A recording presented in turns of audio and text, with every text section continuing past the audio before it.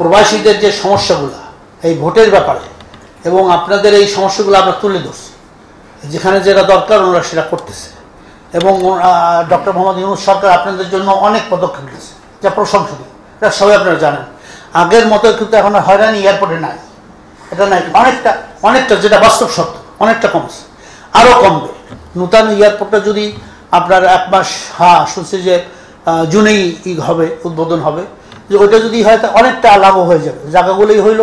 এবং এখানের যে সমস্যাটা পাসপোর্টের, এটাও তুলে ধরতে হবে, যে পাসপোর্টের যে হয়রানিগুলো, সিন্ডিকেটগুলো, যাতে করে আমরা এই আপনার অন্তর্বর্তীকালীন ডক্টর মোহাম্মদ ইউনূসের সরকারিরা পারবে। কেননা দলীয় সরকার আসলে তারা দলের ভিতরেই হয়ে যায়। যেমন এখন ধরেন আওয়ামী লীগ চলে গেছে ফেসিস্ট, জালেম, ফেরাউন, আমরা সবই বলি, লুট তরাজ, ব্যাংক খালি করা, 6টা ব্যাংকে একেবারে দেউলিয়া করে দিয়েছে, খুন খারাপি যত কিছু আছে।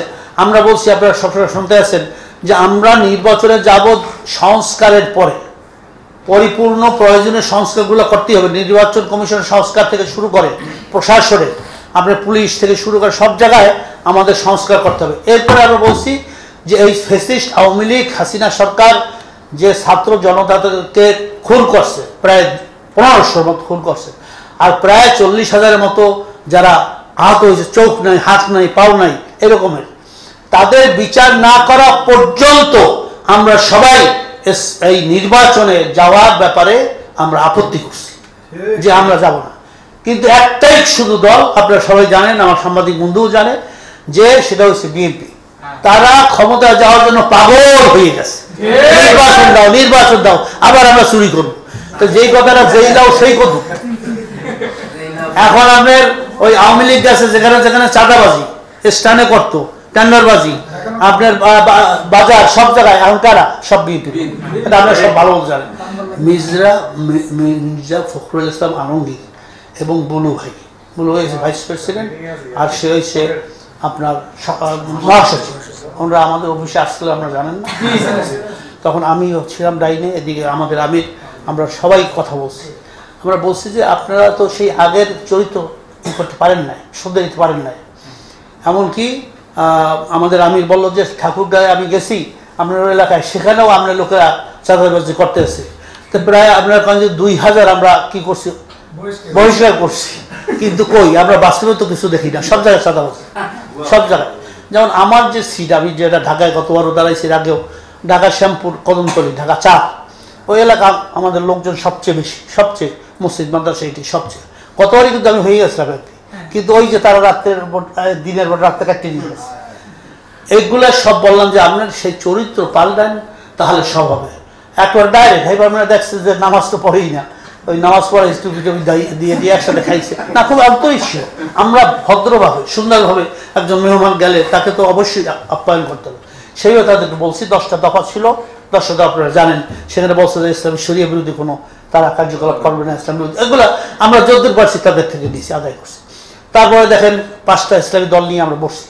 আমরা কইছি যে হ্যাঁ, আমরা একটা বাক্সে ভোট চাই সবাইকে। তারপর বলতে পারেন যে হুজুর জামাত ইসলামের খবর কি? জামাত ইসলামের খবর যে যার আকিদা নিয়ে সে থাক।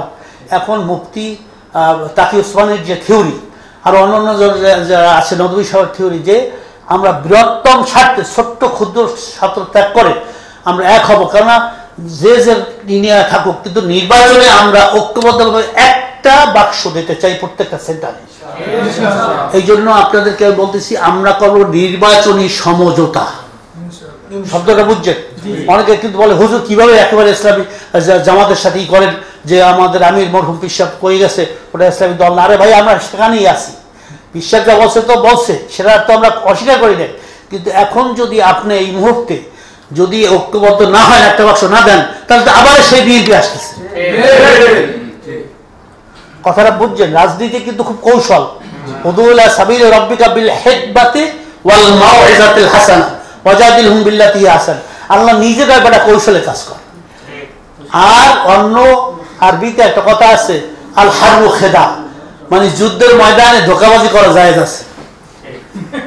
অনেক সময় সৈন্যরা ওই জয়ের দেখার জন্য পিছনে চলে যায়, আবার সামনে আসছে তারা জোর করে দখলে যায়, কি ঠিক কিনা? কৌশল করতে হবে। এই জন্য আমাদের ভিতরে রাজনৈতিক সময় শেষ, কৌশল করতে হবে, যাতে করে আমরা ইনশাল্লাহ আগাইতে পারি।